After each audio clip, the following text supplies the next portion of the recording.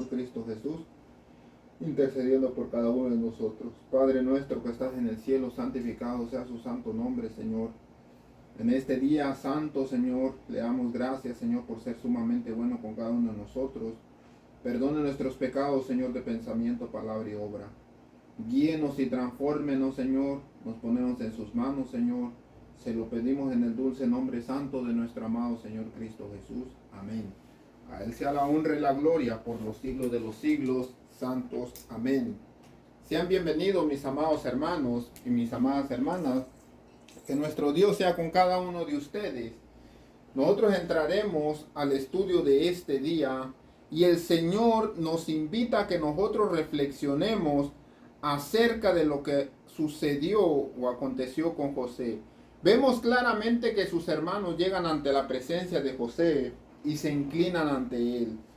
De este tema vamos a hacer este y otro tema para nosotros complementar el simbolismo tan grande que es que los hermanos de José, sin reconocer a José, se postraron ante él pidiéndole que por favor se apiadara de ellos y les concediera un pedazo de comida, porque claramente el pueblo de Canaán, como las tierras cercanas a Egipto, estaban en hambruna.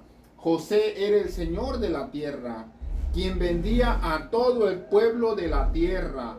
Llegaron los hermanos de José y se inclinaron ante él rostro a tierra. Mis amados hermanos, entraremos parte por parte. Primeramente, José, cuando cuenta el sueño a sus hermanos acerca de las 10 gavillas que él había soñado, de las gavillas que él había soñado y la de él era el del centro, y que las gavillas que ellos tenían se postraban ante el de él. José lo único que estaba diciendo no es lo que él quería, sino lo que él estaba diciendo, lo que Dios iba a hacer por medio de él. Esa es una gran diferencia. Una cosa es lo que yo quiero y otra cosa es lo que Dios quiere. Por eso, mis amados hermanos, nosotros siempre debemos estar 100% en las manos de nuestro Dios para nosotros cumplir sus propósitos, su voluntad, su designio, lo que Él desea, no lo que yo deseo, porque lo que yo deseo siempre es vanagloria y se perderá. Mas sin embargo, los deseos de nuestro Dios es para vida eterna para muchas personas. Dios quiere que nosotros seamos testimonio para demasiadas personas. De igual manera, cuando Cristo Jesús se sentaba en el templo a enseñar, no enseñaba lo que Él quería, sino enseñaba lo que Dios quería. Por eso Él decía claramente en sus palabras: yo les hablo las palabras de aquel que me envió. Les estoy diciendo lo que aquel quiere hacer con ustedes. Mas sin embargo, todo el pueblo de Dios, los judíos o los israelitas en ese entonces, no lo querían escuchar. Vamos a ver y analizar varios asuntos que surgieron durante este tema. Mis amados hermanos, Satanás siempre estará trabajando cuando Dios ha hablado o Dios quiere que se hagan ciertas cosas. Satanás no quedará con los brazos cruzados. Primeramente, en Mateo 22 hablaremos de varios ciertos puntos que Cristo Jesús habló. Mateo 22, versículo 1. Vamos a estudiar todo el capítulo de Mateo 22 y vamos a ir parte por parte para llegar al punto donde los hermanos de José se postraron ante José, porque les dije que José era figura de lo que iba a ser Cristo Jesús. Respondió Jesús, les volvió a hablar en parábolas. Cristo Jesús en sus medios de sus enseñanzas les hablaba en parábolas para que ellos pudieran comprender, mas sin embargo no entendían.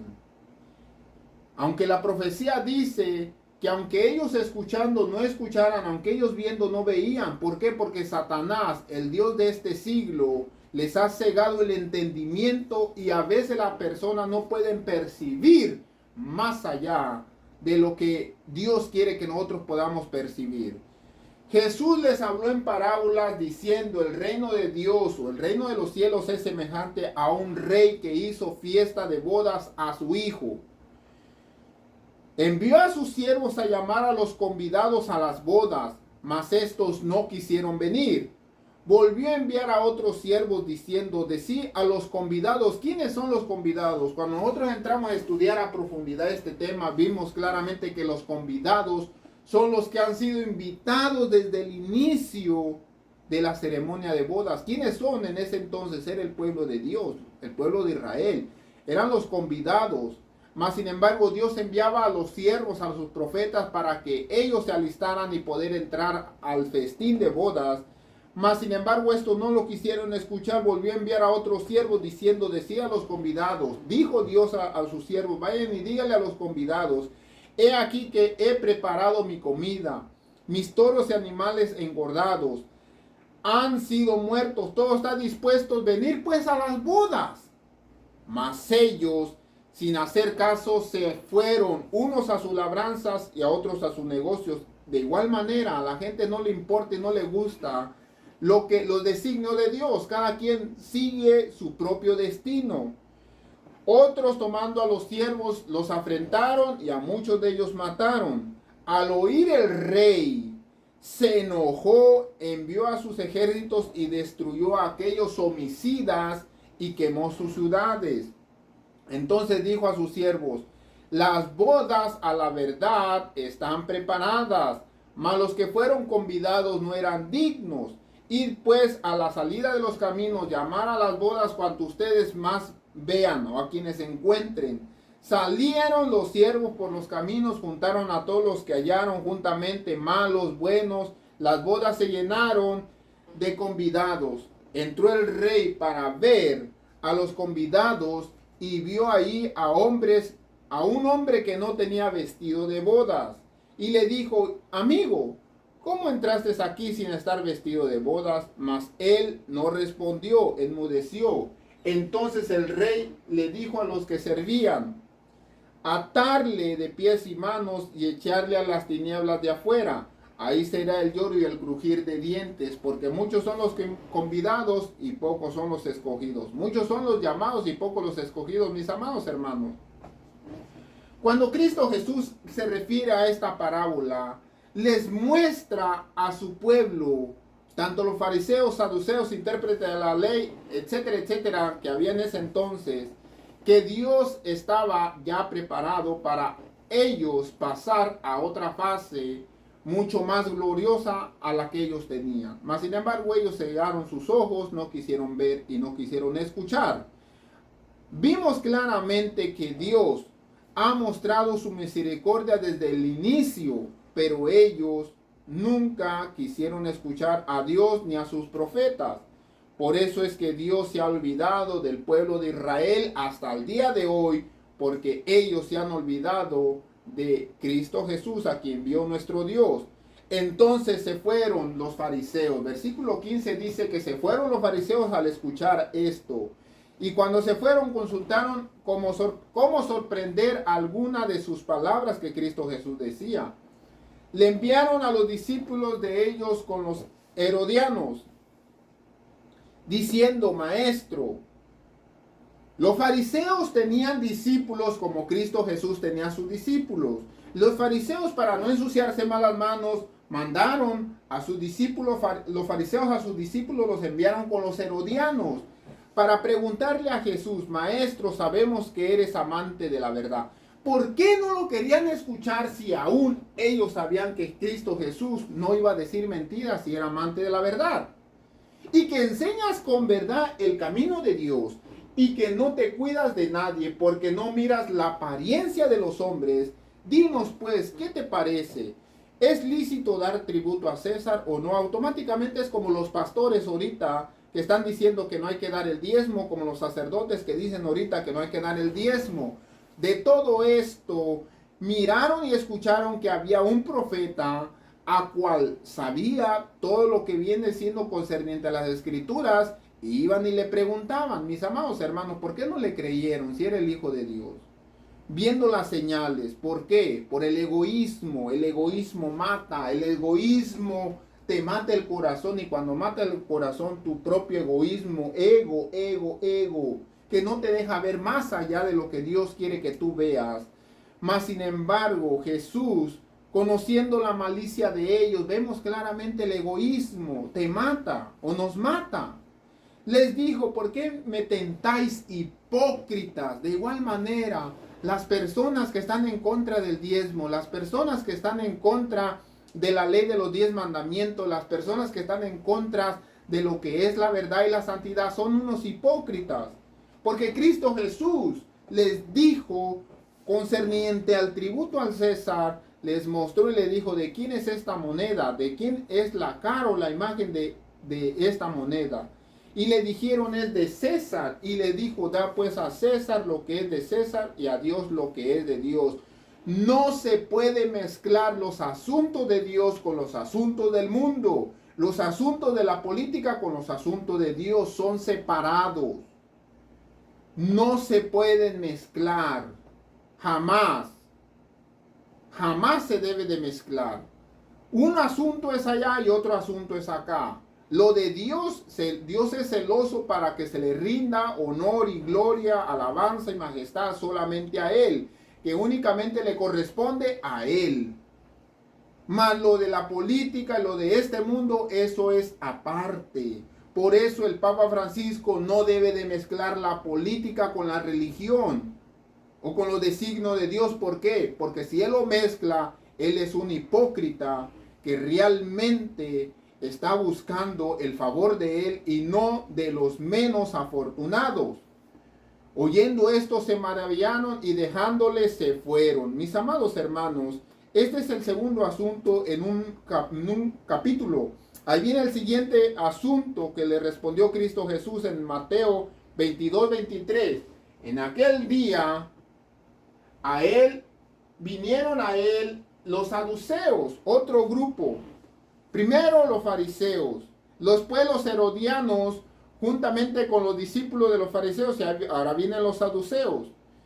¿Qué dicen que no hay resurrección? Y le preguntaron. Ellos decían que no había resurrección. Aún hasta el día de hoy hay muchos judíos que creen en la reencarnación. Eso hay que tener mucho cuidado porque eso es diabólico. Entonces dice, hermano Tadeo, ¿y usted de dónde saca que usted piensa que los judíos piensan que existe la reencarnación? Principalmente, hay muchos temas y muchos textos de las Sagradas Escrituras. El primer texto, cuando a Cristo Jesús les preguntó a sus discípulos, ¿quién dice la gente que soy yo? Y uno decían, oh, que eres Elías, que eres uno de los profetas. ¿Por qué? Porque creen en la reencarnación. Inclusive Herodes, cuando miraba a Cristo Jesús, creía que era Juan el Bautista, que Juan el Bautista había reencarnado en esa persona. Mis amados hermanos, vemos claramente que eso es peligroso, meternos a la teoría de la reencarnación, que eso es budismo, eso es shintoísmo, eso es allá de Asia, allá de otro continente, el confucianismo y todo ese tipo de cosas. Mas sin embargo, los saduceos no creían en la resurrección. Le preguntaron diciendo, maestro, Moisés dijo, si alguno muriere sin hijos y su hermano se casara con su mujer y levantara descendencia a su hermano. Hubo pues entre nosotros 7 hermanos. El primero se casó y murió, no teniendo descendencia, dejó a su mujer y su hermano. De la misma manera también el segundo y el tercero hasta el séptimo. Y después de todo murió también la mujer. En la resurrección, aquí me voy a parar para irles explicando. Primeramente se le acercaron y le dijeron, maestro, en una casa de familia hay 7 hermanos. La ley dice que si uno, hermano, se casa con una mujer y esa persona muere, la ley dice que la mujer tiene que casarse con el hermano que sigue atrás. Mas sin embargo se les pusieron difícil a Cristo Jesús. Le dijeron, Señor, si esa mujer estuvo con los 7 hermanos, porque murió uno tras otro, sin haber dejado descendencia. Y claramente la ley de Moisés dice que si el hermano muere, la responsabilidad es del otro hermano que viene atrás. Ahora tú dinos, si tú crees en la resurrección, en el día de la resurrección, ¿cuál de estos 7 hermanos será la mujer, será el esposo de la mujer? Entonces, hasta ahí vamos entendiendo. Entonces Jesús respondiendo les dijo, miren, no se equivoquen. Ustedes se están preguntando o se están preocupando quién va a ser el esposo de esa mujer en el día de la resurrección. No se equivoquen, mis hijitos. Ignoran las escrituras y el poder de Dios. Porque en la resurrección ni uno, ni el segundo, ni el tercero, ni el cuarto, ni el séptimo será el esposo de esa mujer. Porque serán como los ángeles. Porque en la resurrección ni se casarán ni se darán en casamiento, sino serán como los ángeles en el cielo. Pero respecto a la resurrección de los muertos, ¿no habéis leído lo que fue dicho por Dios cuando dijo, yo soy el Dios de Abraham, el Dios de Isaac, el Dios de Jacob? Dios no es un Dios de muertos, así es que dejemos de estar haciendo misas. Dejemos de estarle llevando claramente tributos, alabanzas y música a los muertos. Dejémoslo porque Dios, eso no es de Dios. Dios no es un Dios de muertos, sino Dios es un Dios de vivos. Así es que si tienes algún muertito ahí en tu casa, en la sala, en las cenizas, sácalas porque claramente Dios no puede habitar entre los muertos. Porque Dios, su habitación es entre los vivos. ¿Y quién usa a los muertos para engañar? Satanás. Oyendo esto, la gente se admiraron de la doctrina de Cristo. Este es el tercer punto. Y asombroso. Ahora regresan los fariseos, oyendo que había hecho callar a los saduceos, a los herodianos, a todos los que ellos habían enviado. Se juntaron a una. Y uno de ellos era intérprete de la ley. Preguntó por tentarle, diciendo, maestro, ¿cuál es el gran mandamiento de la ley? Jesús le dijo, amarás a tu Dios con todo tu corazón y con toda tu alma y con toda tu mente. Este es el primero y grande mandamiento. Y el segundo es semejante a este, amarás a tu prójimo como a ti mismo.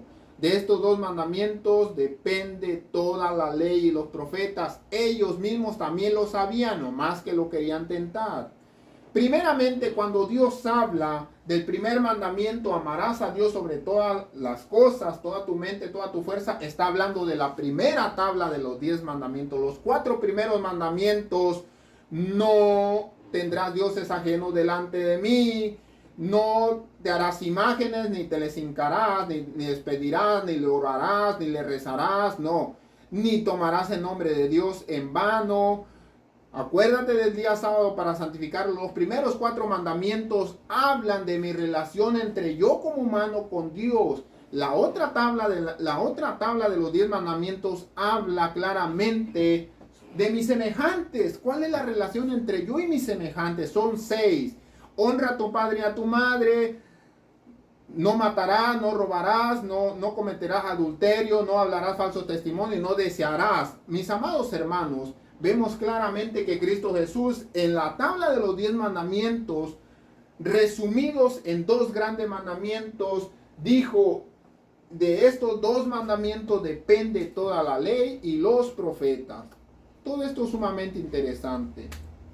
Final de cuentas, llegamos a lo que nos interesa. Y estando juntos los fariseos y todos los que estaban ahí, Jesús les dio el tiro de gracia y les preguntó. Ustedes me hicieron muchas preguntas, ahora yo les voy a hacer una pregunta diciendo, ¿qué pensáis ustedes del Cristo? ¿De quién es hijo?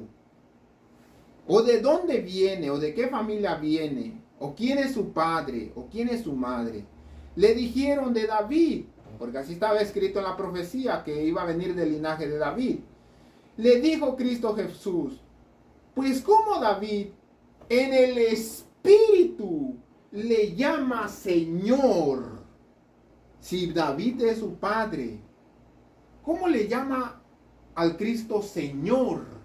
Si ustedes dicen que David es su padre, ¿no le llamaría a David hijo o nieto? O si viene de su descendencia, hijo. ¿Por qué David le llama Señor? Versículo 44. Este está escrito en el Salmo. Este es el que vamos a estudiar en el siguiente tema. Dijo el Señor a mi Señor, porque eso es lo que está escrito. Dijo el Señor a mi Señor, siéntate a mi derecha, hasta que ponga a tus enemigos por estrado de tus pies. Inspirado por el Espíritu Santo, David escribió, dijo el Señor. David, ¿a quién le está llamando Señor? A Dios Padre. A mi Señor. ¿A quién es el otro Señor? Cristo Jesús. Dios Padre le dice a Cristo Jesús, siéntate a mi diestra hasta que ponga a tus enemigos por estrado de tus pies. ¿Cómo es posible que ustedes están diciendo que que el Cristo es el hijo de David cuando David le llama Señor? De igual manera, muchas personas que dicen que María es la madre de Cristo Jesús, sí, es la madre terrenal. Pero Cristo Jesús, escuchen claramente lo que les voy a decir, Cristo Jesús no tiene principio como no tiene fin. María fue el canal por quien vino Cristo Jesús. Y más sin embargo, esta es la misma, podríamos decir, el mismo asunto. Ese es el mismo asunto. Cuando se habla del Señor, se habla de alguien superior, alguien mayor. Por eso vimos claramente cuando María y José perdieron a Cristo Jesús en el templo, regresaron a buscarlo y claramente le dijeron, ¿por qué nos haces esto? Cristo Jesús prácticamente nomás les dijo, tenía 12 años y les dice, es menester o es necesario que yo esté en los asuntos de mi Padre. Es más necesario obedecer a Dios que ni obedecer a los hombres. Porque el obedecer a Dios nos lleva a que nosotros honramos y alabamos al Dios Todopoderoso. Que obedecer a los hombres, claramente lo único que me lleva es decepción, tristeza y angustia. Pues David le llama Señor. ¿Cómo es su hijo? ¿Cómo ustedes dicen que él es el hijo? Y de este tema se puede sacar muchos temas para claramente hablar que María solamente fue un canal que Dios usó para que viniera Cristo a salvar la humanidad, sino cómo Cristo iba a venir. Cristo Jesús no iba a poder venir, bajar así, cuerpo y alma, así como estaba allá, que era la misma imagen, la sustancia de Dios. ¿Por qué? Porque simplemente al momento de venir Cristo Jesús a esta tierra, todo el mundo se conmovería y caían los muertos por la gloria de Dios, por el poder de Él. Nadie le podía responder palabra, ni usó, cuando habla ni usó, dice, no hubo nadie en quien le preguntase más. Mis amados hermanos, vemos claramente que así como a José fueron sus hermanos a postrarse ante él, ¿por qué se fueron a postrar ante su hermano? ¿Acaso no era José menor que los 10 hermanos? ¿Acaso al que se le debería honrar no era el primogénito, al primer hijo de Jacob? ¿Por qué se le tenía que honrar al menor? Acuérdense que lo espiritual es muy diferente a lo terrenal. Cuando se menea el mundo espiritual, lo terrenal no vale nada.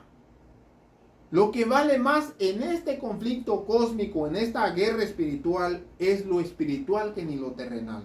Lo único que utiliza Dios para lo terrenal es de que tú te salves y de que yo me salve. Es lo único que usa. De ahí en más Dios busca todo espiritual. ¿Por qué? Porque la espiritualidad es el alma, es la vida, es por quien Dios rige el universo, el mundo, las estrellas, todo. ¿Ustedes por qué creen que la luna brilla? ¿Por qué creen que el sol brilla? ¿Por qué creen que las estrellas brillan? Todo es la gloria de Dios. Los científicos quieren probar otro tipo de cosas, pero no viendo. Viendo no ven, escuchando no oyen. Mis amados hermanos, Dios es el Dios todopoderoso y quiere que nosotros le rindamos honor, gloria, honra y majestad solamente a Él.